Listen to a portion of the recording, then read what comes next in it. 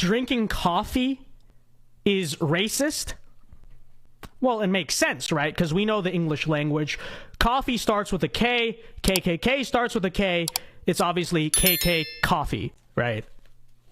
And of course, it further makes sense considering that coffee does things like improves efficiency. It encourages hard work. It gives people energy. It helps people wake up and show up on time, etc. And according to left-wing activists, all of these things are constructs of white supremacy. So I suppose it really does make sense. But we have this headline from AFRU, which is like this big Black Power type of magazine blog. And their headline reads, "Is coffee racist? How drinking coffee perpetuates white supremacy."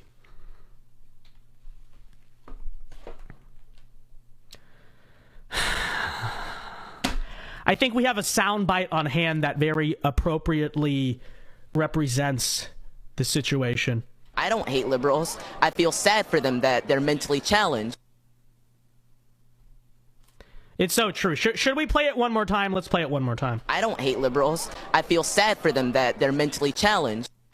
100%. So the article goes on to say in the byline here, created by black people for black people, and now a pillar of white supremacist capitalism. If you consume a coffee, you are helping an industry built on racism.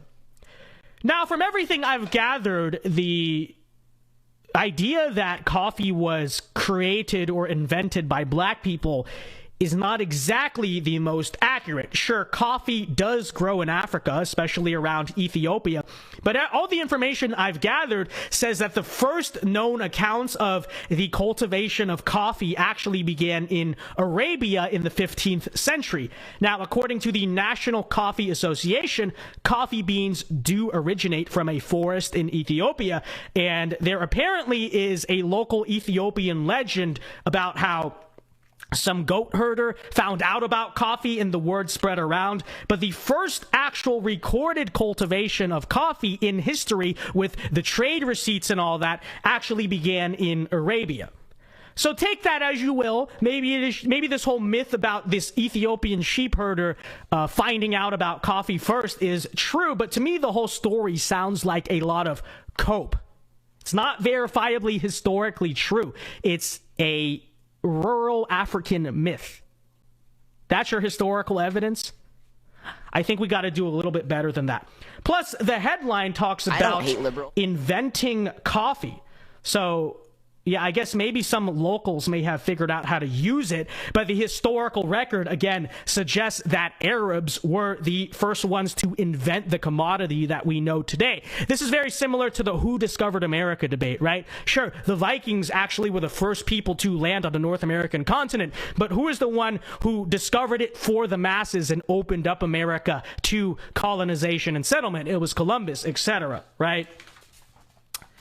But that's the coffee story here. Anyways, so you read the headline, chat, and you're probably thinking, okay, this has to be a little bit clickbait.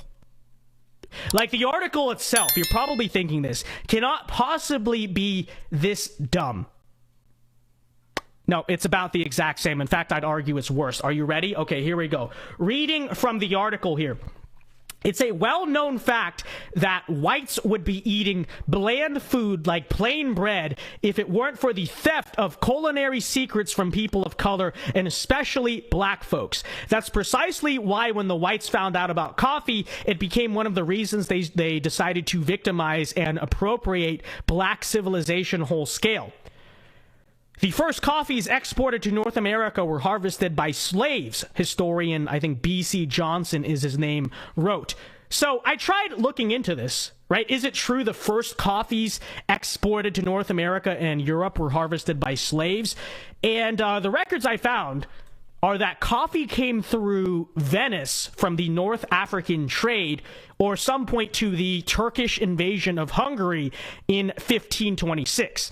Either way you slice that, whatever slavery they're referring to is a little bit misleading, because either it was perpetuated by Middle Easterners or Africans themselves.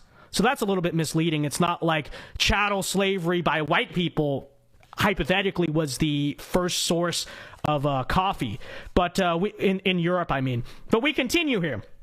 Coffee first came to North America between 1650 and 1700, but coffee was an important, almost religious part of black culture going back as far as the 1400s in Ethiopia. After the whites got their first sip of the black delicacy, they brutally enslaved people of color to keep up with the demand, turning a ritualistic drink into another consumer product in the colonial capitalist machine. As we trace the bean that started in Africa and spread throughout the world, slave ships departed West Africa to put in forced labor to ensure an adequate supply of production to meet demand. As coffee grew during this period, so did enslavement, which was used to sustain production. Ermex, maker of coffee equipment, agrees. White supremacy is built into the foundation of the coffee industry. The global coffee economy was created through colonialism, the white supremacist system under which Europeans invaded, blah, blah, blah. You get the point, okay? So basically, their entire story of the history of coffee is that it came from slaves, this and that. But you're probably thinking, who cares? Because every commodity in human history at some point was produced by slave labor somewhere. So surely we can move on from it now, right? We can move on from the fact that coffee was cultivated by slaves hundreds of years ago, in the same sense that this blazer, which is made out of partly cotton, etc., you know what I mean? But no, it gets even dumber. Because here's what they want us to do with this information. They don't want us to say, oh, awareness. Here we go. We continue here. White folks drinking coffee perpetuates gentrification and racism. So if you're a white person who drinks coffee, you are perpetuating racism. Now that it's been established that historically coffee is deeply rooted in colonialism and racism, you may be wondering what the next steps are. Well, it goes on to say, if you think coffee culture can find a refuge in specialty coffee, think again. This might be obvious to some, but I'll spell it out for folks in the back. The bourgeois notion of specialty coffee is explicitly rooted in classism, which is directly linked to racism. It's not just that black folks cannot afford specialty coffee. Okay, so the article is calling black people poor. I'm saying that again. It's not just that black folks can't afford specialty coffee. That's a quote right out of the article. So apparently they're saying that black people, their own people, cannot afford coffee, specialty coffee. That's what they wrote, okay? I'm just reading here. We continue. But the very acceptance of the term specialty coffee suggests that some coffee is somehow superior to others, an idea that is rooted in whiteness. I'm reading from the article here, just to be clear. Values like hard work creates better products is an white supremacist idea. An white supremacist. Again, I'm reading. They may have edited by now. Their article says an white supremacist idea. So I guess grammar is also an white supremacist idea. Not joking there. Go read the article. That's what it says. But that is constantly forced upon people of color and justifies stereotypes like the myth of laziness in people of color. End quote. So hard work creating excellence apparently is a white supremacist value. That's a new hot take from the people who called their own race too poor to buy nice coffee.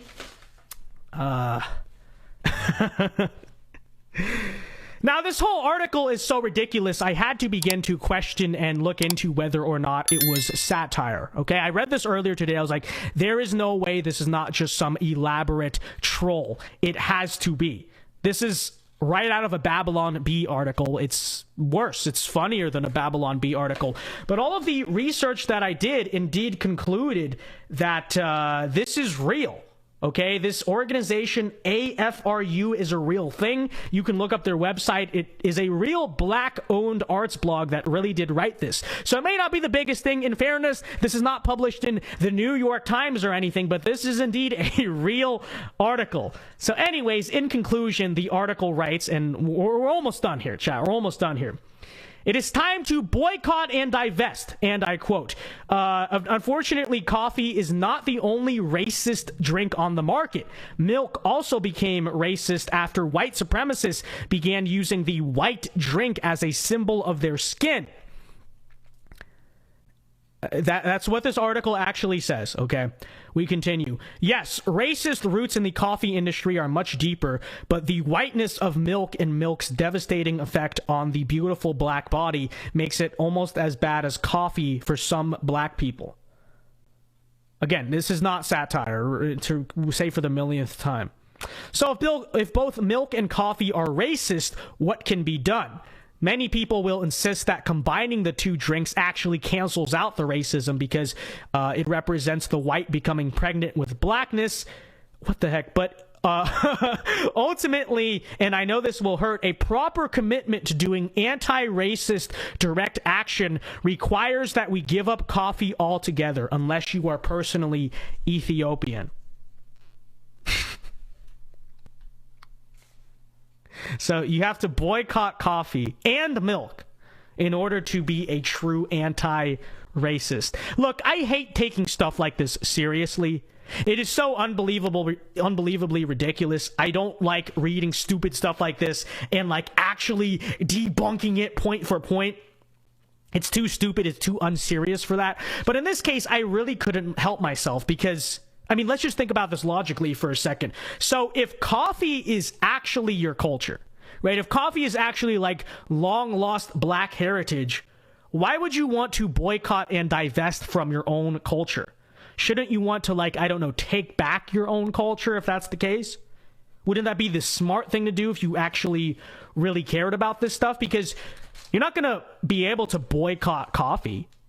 That's just stupid. I mean, it's not going to work. Most people are addicted to coffee, first of all. If it's an addictive substance, how are you going to be able to boycott it? Your stupid magazine article isn't going to change that. But what is the proactive thing to do? The proactive thing to do is actually say, if you're these people, to start a bunch of black-owned coffee shops and compete for the market space, right? If I were them, if I were the one out here saying this nonsense, that's probably what I would encourage, because aren't they always saying black-owned businesses, black-owned businesses? So considering you're not changing A, the reality of capitalism, or B, the reality of the caffeine addiction of the industrial world, wouldn't the smart tactical decision be to try to take over the market of a commodity you already claim is your heritage? Why not take back coffee?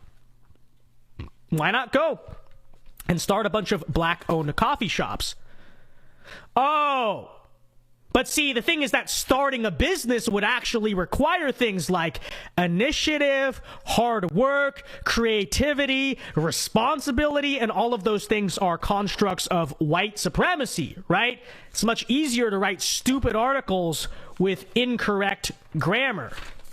Apparently so. Hey guys, Vince Dao here. Hope you enjoyed that clip from the Vince Dao show. If you did, be sure to leave a like and subscribe if you are new to the channel. And be sure to check out the Vince Dao show live every weeknight here on this channel at 8 p.m. Eastern time. It is a great show. Many are saying this.